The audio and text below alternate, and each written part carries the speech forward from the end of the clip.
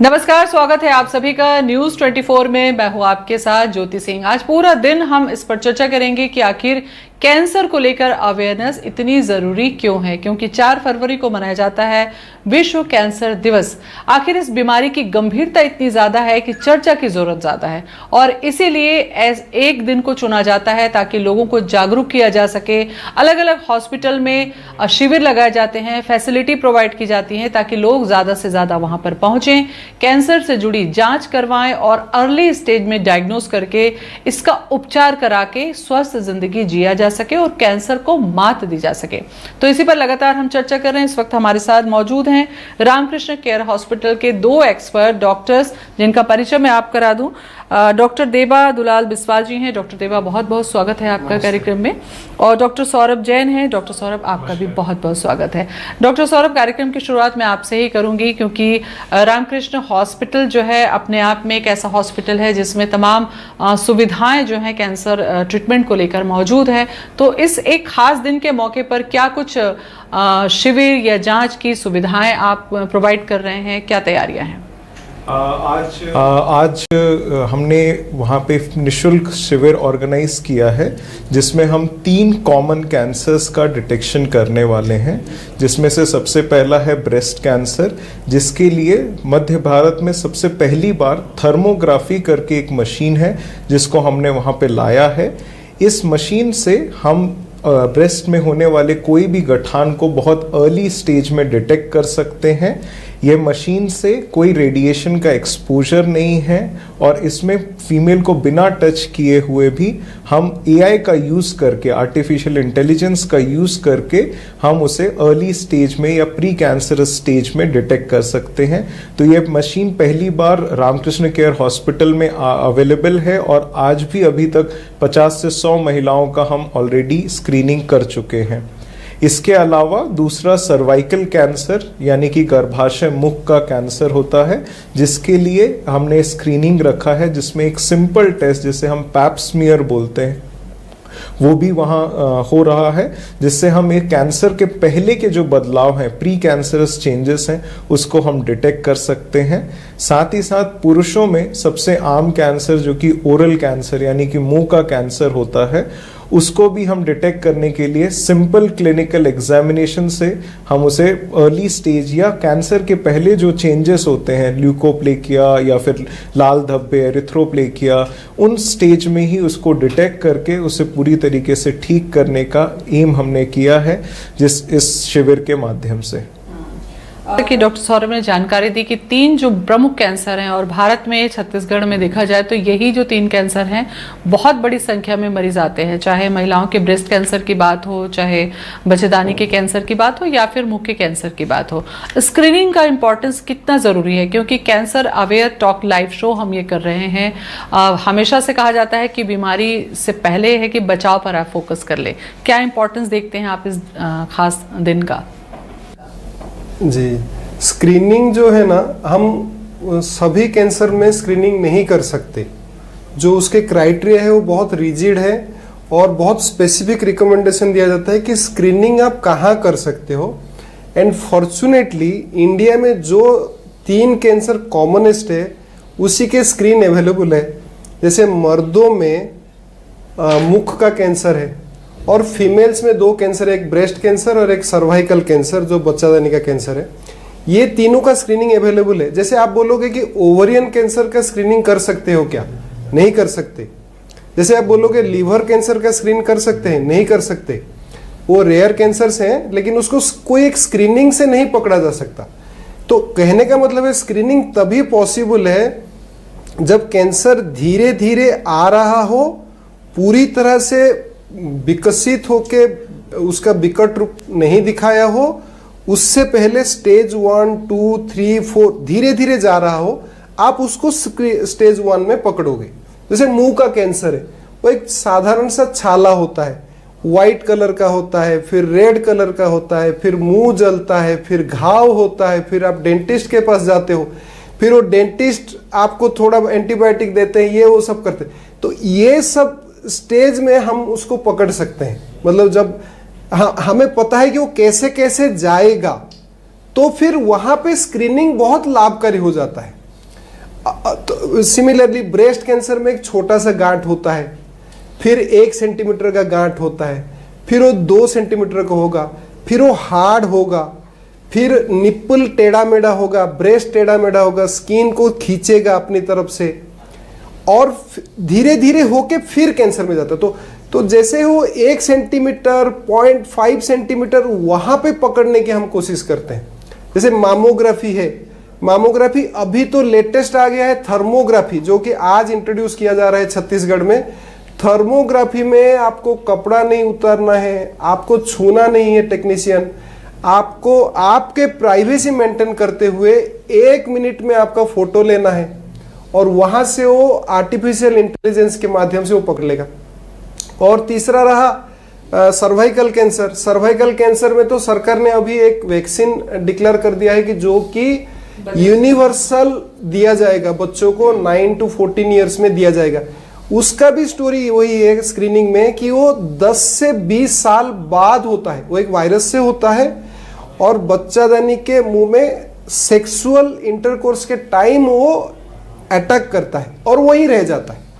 तो अगर ये वैक्सीनेशन कर दिया जाए सेक्सुअल एक्टिविटी से पहले, जैसे 9 to 14 टारगेट करते हैं या मैक्सिमम टारगेट करते हैं 9 to 26 ईयर जो कि शादी नहीं किए हुए हैं, उनमें एक शेड्यूल में वैक्सीनेशन दे दिया जाता है तो ये कैंसर होगा ही नहीं।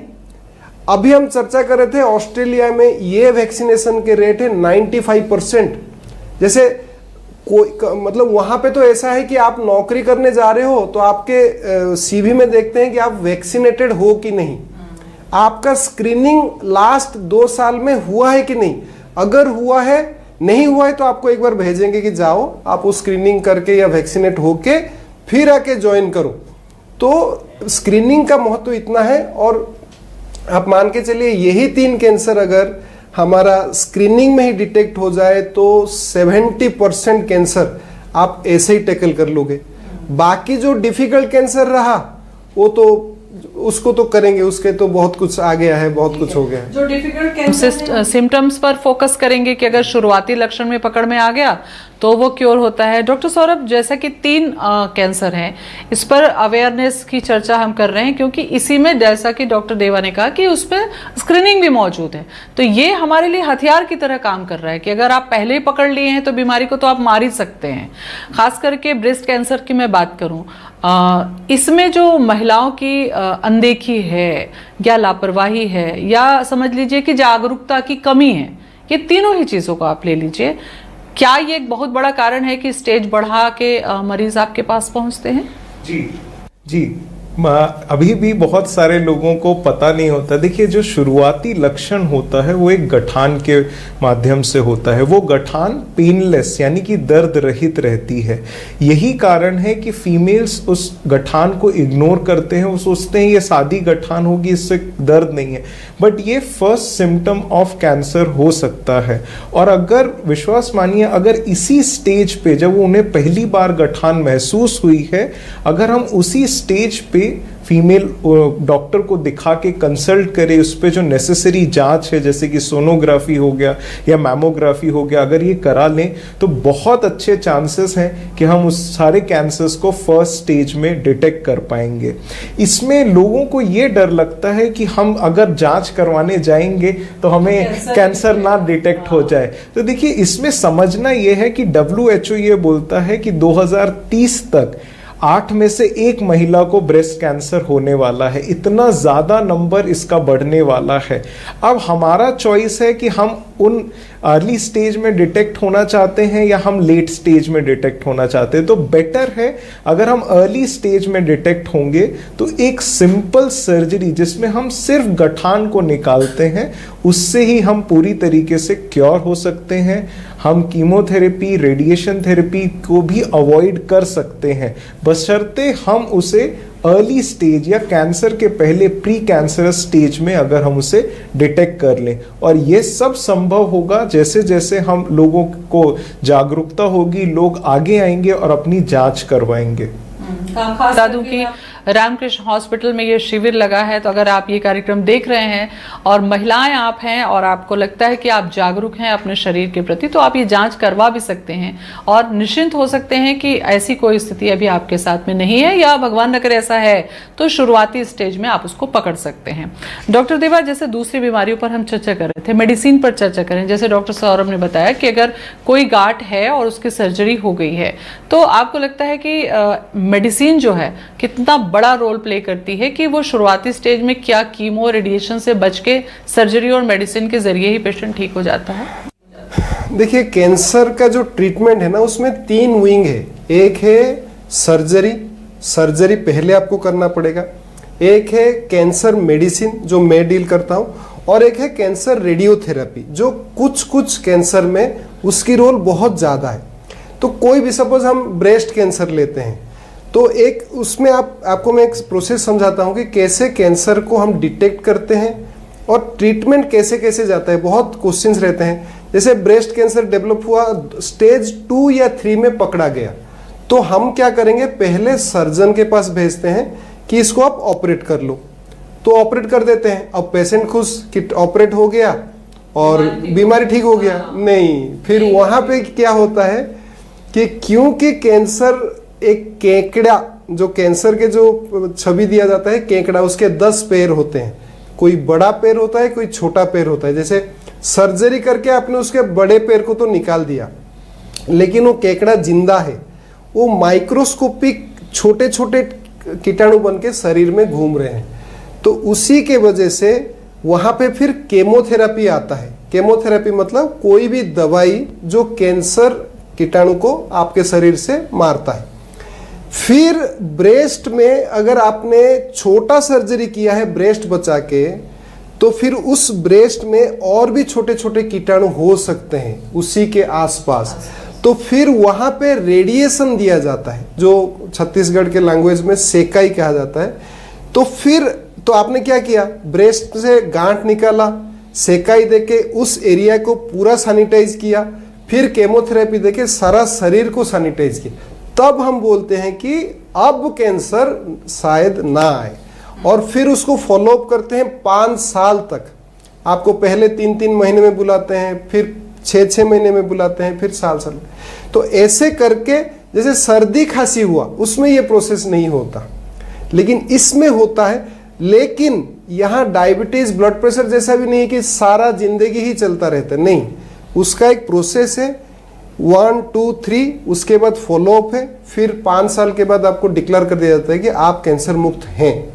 मतलब 5 साल तक आपको भी जरूरत है। क्योंकि इसी स्टेज में डॉक्टर सौरभ क्या होता है कि बात जैसा कि डॉक्टर देवा ने कहा कि फॉलोअप लेना है आपको प्रॉपर गाइडलाइन के बाद भी। क्या यहाँ पर लापरवाही कैंसर को वापस भी कर देती है और वापस होकर फिर वो खतरनाक स्टेज में हो जाता है? जैसे ही इनिशियल फॉलोअप वो जरूर रखते हैं जब तक उन्हें लगता है कि हाँ जरूर, जैसे ही 3 से 6 महीने होते हैं ये पेशेंट्स सोचते हैं कि अरे कुछ हमें दिक्कत नहीं है, हम तो ठीक हो गए हैं, और वहीं पे मिस्टेक होती है। देखिए, फॉलोअप इसलिए इम्पॉर्टेंट है क्योंकि बीमारी जहां पे ऑपरेशन हुआ है या बाकी जगह पे एक छोटे रूप में स्टार्ट हो सकती है। अगर हम फॉलोअप, रेगुलर फॉलोअप मेंटेन करेंगे तो बहुत अच्छे चांसेस हैं कि हम उसे एकदम छोटे ही स्टेज में डिटेक्ट कर लें, और तभी के तभी जहां भी वो बीमारी वापस आई है वो छोटी सर्जरी या छोटे डोज कीमोथेरेपी से हम उसे ठीक कर सकते हैं। और मैक्सिमम लोग इसको डिले करते हैं, जो बीमारी बाकी अंग में भी, बाकी ऑर्गन्स में भी स्प्रेड हो जाती है, और वहां पे हमारे चांसेस ऑफ क्योर कम हो जाते हैं। तो रेगुलर फॉलोअप, जैसा कि डॉक्टर बताते हैं, इनिशियली 3 महीने में, फिर 6 महीने में, और फिर उसे साल भर में, हमें वो जरूरी है उसे मेंटेन करना। डॉक्टर देवा, चूंकि अगर स्टेज बढ़ता जाता है तो क्या मरीज के ऊपर डोज का भी खतरा बढ़ता है? ये भी जागरूक होना पड़ेगा कि अगर आप स्टेज 1 में पहुंचते हैं तो आपको जो तकलीफ दे प्रक्रिया है उससे कम गुजरना पड़ेगा, दवाओं के ओवरडोज से भी बचने का मौका मिलेगा और जिंदगी आसानी से बच जाएगी। तो स्टेज 1, 2, 3 जो 4 है, इसकी मेडिसिन किस तरीके से होती है, और क्या हर अलग अलग तरीके के कैंसर में अलग अलग तरीके की? जैसे देखिए, स्टेज 1, 2, 3, 4 में बात करते हैं। स्टेज 1 सौरभ जी ऑपरेशन करेंगे, शायद आपको केमो ना भी लगे, स्टेज 2 ऑपरेशन करेंगे, फिर हमारे पास भेजा जाएगा, हम छोटा सा केमो दे सकते हैं। स्टेज 3 चीजें धीरे धीरे कॉम्प्लिकेट हो रहा है, मतलब ब्रेस्ट के मामले में देखा जाए तो ब्रेस्ट में और वो थोड़ा आसपास भी फैल गया है स्टेज 3 में, तो वहां पे हम ये करेंगे कि सर्जरी, कभी कभी सर्जरी से पहले केमो, कैंसर को छोटा किया जाएगा, फिर सर्जरी, कैंसर निकल गया, फिर वापस ना आए करके फिर केमो। तो यहाँ पे केमो ज्यादा रोल ले रहा है, पहले भी ले रहा है, फिर सर्जरी कर रहे हैं, फिर बाद में भी ले रहा है, और इसके फॉलो बहुत स्ट्रिंजेंट होंगे। आपको जो मैं 5 साल वाला बोला, ये यूजुअली यही स्टेज 3 से शुरू हो जाता है। लेकिन अगर खुदा ना खास्ता अगर स्टेज 4 है, तो यहाँ पे फिर आ जाता है कि कुछ कैंसर्स में हम शायद आपको कंप्लीटली क्योर कर सके, लेकिन मोस्ट ऑफ द कैंसर में ऐसा कहा जाता है कि ये इनक्यूरेबल हो गया। अब इनक्यूरेबल हो गया तो सर्जन का रोल यहाँ पे कम हो जाता है। कभी कभी आता है अगर ब्लीडिंग हो रहा है, बदबू दे रहा है, बहुत बड़ा हो गया है, वहां से उसको बार बार ड्रेसिंग करना पड़ रहा है, वहां पे आता है, वरना सर्जन बोलते हैं कि आप लोग ही इसको संभालो, मतलब मेडिसिन वालों को। तो फिर शुरू होता है एक लंबा लड़ाई। यहाँ आपका लड़ाई मतलब उसको बचाना है, कितना दिन बचाना है, कितना दिन उसको पेन से मुक्त रखना है, और कब वो लास्ट जो हम हार जाएंगे, जो केयर गिवर हैं, डॉक्टर्स हैं, वो हार जाएंगे, वो डिपेंड करता है कि हमारे मेडिसिन अभी काफ़ी एडवांस हो गए हैं। जैसे लास्ट 20 साल तक सिर्फ केमोथेरेपी था, आप लेके चलो 2001 से 2010 के बीच आ गया नया थेरेपी, वो टारगेटेड थेरेपी आ गया, और 2010 के ऑनवर्ड्स अभी हमारे पास इम्यूनोथेरेपी आ गया। सो स्टेज 4 में भी ये भरोसा देना चाहते हैं कि उसका भी अच्छा खासा मतलब मेडिकल साइंस लड़ाई लड़ेगा। मतलब वो गाना है ना, देंगे नहीं जाने तुझे, तो जो 3 इडियट का गाना है, उसमें भी अच्छा खासा लड़ाई होगा। उसके साइंस बहुत डीप है, लेकिन इतना भरोसा देते हैं कि अगर कुछ हुआ, स्टेज 4 हो गया, कैंसर वापस आया, उसके भी काफ़ी एडवांसमेंट हो गए हैं। मैं आपको अभी एक मैं बता रहा हूँ कि स्टेज 4 का कैंसर था, उसको इम्यूनोथेरेपी दिया था, और वो वीडियो काफ़ी वायरल हुआ था। तो वहाँ पे 1 साल का इम्यूनोथेरेपी के बाद वो पेशेंट अगेन कंप्लीटली क्योर। जब पेट सीटी किया, पेट स्कैन किया ना, हम वो पेट सीटी करते हैं, सारा बॉडी का स्कैन करते हैं, उसमें कैंसर कहीं पे भी नहीं था। तो उससे हमें भी एक भरोसा मिलता है कि शायद मतलब स्टेज 4 पे भी कठिन कैंसर में भी जीत सकते हैं। अच्छा, जब जाते हैं डॉक्टर सौरभ, स्टेज का जिक्र ज़रूर होता है, तो ये स्टेज आप जांच के जरिए ही पता चल जाता है कि किस तरीके से डायग्नोस होता है, और फिर ये ट्रीटमेंट का जो लाइनअप डॉक्टर देवा ने बताया वो करते हैं। तो स्टेज कैसे डिसाइड होता है, और क्या ये पर्सन टू पर्सन वेरी करता है कि किसमें कितना, एक स्टेज भी खतरनाक हो जाता है, किसी में देखा है कि स्टेज 3 का भी पेशेंट जो होता है वो बहुत जल्दी से ठीक हो जाता है। देखिए, स्टेज को डिटरमाइन करने के लिए 2 चीज़ें इंपॉर्टेंट होती हैं। एक होता है हमारा क्लिनिकल एग्जामिनेशन, जो डॉक्टर या कैंसर स्पेशलिस्ट खुद करते हैं। वो देखते हैं कि साइज कितना है गठान का, आसपास कहीं लिम्फ नोड्स में गया है कि नहीं गया है। और दूसरा, जिसमें हम सीटी स्कैन, एमआरआई या फिर पूरे बॉडी का स्कैन, जिसे हम पेट सीटी बोलते हैं, इसका यूज करके हम देखते हैं कि जो एरियाज हम क्लिनिकली चेक नहीं कर सकते हैं, पेट के अंदरूनी हिस्से या फिर मुंह के अंदर अंदरूनी हिस्से, वहां पे जानने के लिए हम इन टेस्ट को यूज करते हैं। देखिए, कोई भी 2 कैंसर मरीज एक जैसे नहीं होते। इवन 3rd स्टेज के 2 पेशेंट एक तरह से बिहेव नहीं करते हैं। कुछ होते हैं जो पूरी तरीके से क्योर हो जाते हैं, ठीक हो जाते हैं, और कुछ में बीमारी आक्रामक होती है और अलग बिहेवियर शो करती है। तो सिर्फ स्टेज ही नहीं होता है जो कि पूरे पेशेंट के ट्रीटमेंट को डिसाइड करता है, उसके अलावा उसका एक इनहेरेंट बायोलॉजी बोलते हैं हम, उसका खुद का बिहेवियर होता है जो और भी बहुत सारे फैक्टर्स पे निर्भर करता है। इसीलिए कभी भी कोई दो पेशेंट्स को, भले ही वो सेम स्टेज के ही क्यों ना हो, उनको हम कंपेयर नहीं कर सकते हैं, क्योंकि हर किसी पेशेंट का बिहेवियर और हर किसी कैंसर का और उसके ट्रीटमेंट का बिहेवियर अलग हो सकता है। दो जो प्रतिभा उसका जिक्र आपने किया जिसके बारे में हमें, एक टारगेटेड और इम्यूनोथेरेपी, क्या ये आम आदमी की पहुंच पे है, और टारगेटेड थेरेपी है क्या और ये कैसे काम करती है कीमो से डिफरेंस? तो इसमें ना आप एक कंपैरिजन लीजिए कि एक बिल्डिंग में दो आतंकवादी छुपे हैं, तो आप उसको तीन तरह से काट सकते हो। या तो बिल्डिंग को पूरा उड़ा दो, तो वो है केमोथेरेपी, या सिर्फ जाओ उस दो आतंकवादी को छुप के उनको टारगेट करो, उनको मारो और बिल्डिंग को रहने दो। बिल्डिंग है हमारा शरीर। तो कहने का मतलब है केमोथेरेपी में साइड इफेक्ट ज़्यादा होता है, तो फिर साइंटिस्ट लोगों ने सोचा कि यार वो बिल्डिंग को क्यों गिराना है, उस जो आदमी को ही मार दो। आपने आदमी मार दिया, कल फिर दो आदमी आ गए, फिर 5 आदमी आ गए, तो फिर सोचा गया ये आदमी को भेजता कौन है, तो उनको मारो या उनको खत्म करो, या उनका जो सरगना है, जो हेड है, जो पैसा भेजता है, उसको बंद करो। इम्यूनोथेरेपी ऐसा है। सो पहले जब वो था केमोथेरेपी, वो सारा शरीर को दिया जाता था। फिर पढ़ाई किया गया कि कैंसर में क्या क्या ऐसे चीजें हैं जिसको हम टारगेट कर सकते हैं, कहाँ पे। जैसे एक CML है, क्रोनिक माइलॉइड ल्यूकेमिया, 1996 तक वो इनक्यूरेबल था, उसके लाइफ था 1 साल। उसके बाद एक टारगेट निकाला गया। टारगेट जब दिया गया ना, उसका नाम है इमाटिनिब, बहुत फेमस है, आप लोग सुनते होंगे। तो इमाटिनिब जब दिया गया, उस दिन से आज तक वो पेशेंट मरे ही नहीं है। वो डेली वो एक टैबलेट खाते हैं और वो टारगेट करता है, एक 922 करके एक ट्रांसलोकेशन है, उसको जाके वो रोक देता है। डेली खाता है। आप बोल सकते हो कि यार डेली क्यों, डेली खाता है वो, डेली वो बीमारी क्योर नहीं हुआ है, लेकिन वो पहुंच के वहां पे उस टारगेट को ही डिसोसिएट, तो कोई साइड इफेक्ट नहीं, कोई केमोथेरेपी नहीं हुआ ना।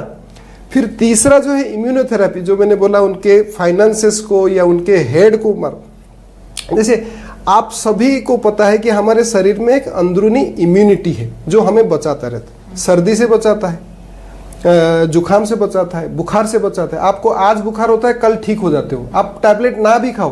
कैसे? क्योंकि आपके इम्यूनिटी फिर एक्टिवेट होता है, फिर वो चैलेंज को एक्सेप्ट करता है और फाइट करता है, आपको बुखार से बचाता है। सिमिलरली कैंसर में क्या हुआ है, कैंसर बहुत टैक्टिक खेलता है, तो उसने ना इम्यूनिटी के जो स्विच को उसको बंद करके रखा हुआ है, तभी वो आ पा रहा है आपके शरीर में। तो साइंटिस्ट लोगों ने क्या किया कि उस इम्यूनिटी के जो स्विच को उसने बंद करके रखा था, उसको ऑन किया। तब तो जो इम्यूनोथेरेपी बोला जाता है, वो इम्यूनोथेरेपी नहीं करेगा, वो सिर्फ हमारे शरीर में जो इम्यूनिटी सोया पड़ा हुआ है उसको बस। फिर आप कोई भी कैंसर हो, अगर वो एक्टिवेट हो गया ना, तो मैं बोला ना अभी 4th स्टेज में कैंसर, मुंह का कैंसर लंग में था, वो क्योर हो गया है। तो वो अभी लेटेस्ट है इम्यूनोथेरेपी की वजह से। और ये दूसरा है कि आप जब तक जिंदा हो, आपके इम्यूनिटी चल रहा है, तो वो लड़ता रहेगा। आप कभी भी वो कैंसर वापस आए, ये है वो है, वो लड़ता रहेगा। तो ये अभी लेटेस्ट है इम्यूनोथेरेपी कैंसर में, ये अवेलेबल है। ऐसा नहीं कि 36। ना कब है इम्यूनोथेरेपी और टारगेटेड थेरेपी, ये स्टेज के अकॉर्डिंग डिसाइड करते हैं या हर टाइप के कैंसर में ये किया जा सकता है? कैसे संभव है? यूजुअली ये इनक्यूरेबल कैंसर्स में आता है। अच्छा। पहले इंट्रोड्यूस हुआ कि जो स्टेज 4 है, जिनका केमोथेरेपी खत्म हो गया और कुछ दे नहीं सकते, फिर भी बीमारी बढ़ता जा रहा है, वहां पे शुरू किया गया था। लेकिन अभी अभी रिसर्च हो रहा है कि अगर ये इतना अच्छा काम कर रहा है, तो अब स्टेज 3, स्टेज 2 को भी दे दो ना, कि वापस आए ही ना। तो उस पे भी चल रहा है। लेकिन आप अभी के लिए प्रैक्टिकली मान के चलिए कि ये जो इनक्यूरेबल डिजीज हैं, जहाँ पे कोई साधन नहीं बचा है, वहां पे ये सब आ गए हैं। तो सौरभ, जैसा कि हमने ब्रेस्ट के कैंसर पे चर्चा की, मुंह का भी कैंसर है और सर्वाइकल कैंसर का भी मैं जिक्र जरूर करूंगी, क्योंकि यहाँ छत्तीसगढ़ है या भारत, यहाँ पर ज़्यादा देखने को मिल रहा है। किस स्टेज में महिलाएं पहुंचती हैं और उसका जो ट्रीटमेंट है कितना आज सफिशिएंट है, उसमें कितनी रिकवरी रेट है? देखिए, मैक्सिमम जो हमारे पास केसेस आते हैं वो सेकेंड स्टेज या थर्ड स्टेज में आते हैं। महिलाओं को नॉर्मली जो सिम्टम्स होते हैं उसमें वहाँ से वाइट डिस्चार्ज आता है, वेजाइनल वाइट डिस्चार्ज, काफ़ी ज़्यादा कमर में दर्द चालू हो जाता है, यूरिन में इश्यूज चालू हो जाते हैं। मैक्सिमम फीमेल्स इसी स्टेज में आती है, क्योंकि उससे पहले तक वो इस वाइट डिस्चार्ज को या वहाँ से जो एबनॉर्मल ब्लीडिंग है, रक्तस्राव हो रहा है, उसको वो इग्नोर करती हैं। तो ये है। बट धीरे धीरे जैसे जैसे हमारा स्क्रीनिंग और ज़्यादा बढ़ते जा रहा है, हमें उम्मीद है कि जैसे अगर हम एक पैप स्मीयर करेंगे तो पैप स्मीयर के माध्यम से हम उसे कैंसर नहीं, कैंसर के पहले ही प्री कैंसर स्टेज, जिसे हम CIN बोलते हैं, जब तक कैंसर बना नहीं है हम उस स्टेज में भी डिटेक्ट कर सकते हैं। और उसके लिए कोई बहुत बड़ी सर्जरी की भी ज़रूरत नहीं है, हम उसे लेज़र से या हमारी कॉटरी मशीन से उस सिर्फ हिस्से को जलाकर उन्हें क्योर कर सकते हैं। तो धीरे धीरे इवन स्टेज 2 और स्टेज 3 में भी सर्वाइकल कैंसर के क्योर रेट्स काफ़ी ज़्यादा हैं। स्टेज 2 में 80% के करीब है, अगर स्टेज 3 की बात करें तो लगभग 60%।